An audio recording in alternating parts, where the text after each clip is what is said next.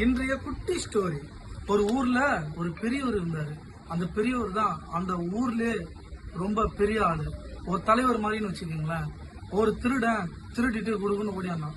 பெரியவரே நான் என் பக்கத்து வீட்டுல திருடிட்டேன், என் மனசு ரொம்ப உறுத்துது அப்படின்னு சொன்னான். அதுக்கு அந்த பெரியவர், திருடுறது ரொம்ப பெரிய தப்பு, அதுவும் நம்பினவங்க வீட்டுல திருடுறது அதை விட பெரிய தப்பு, திருடின பொருளை திருடின வீட்டுல போய் வச்சிரு அப்படின்னு சொன்னாரு.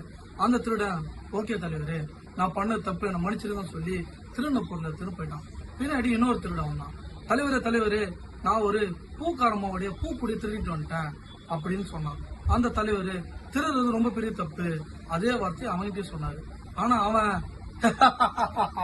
அப்படின்னு ஒரு கேவலமா ஒரு சிரிப்பு சிரிச்சான். ஏன்டா சிரிச்சேன்னு கேட்டதுக்கு, அது எப்படி முடியும் அப்படின்னு கேட்டான். செவிலே 1-2 வச்சாரு. உடனே அவன் ஓகே நான் வச்சிருன்னு சொல்லி ஓடிட்டான். இதுல இருந்து உங்களுக்கு என்ன தெரியுது?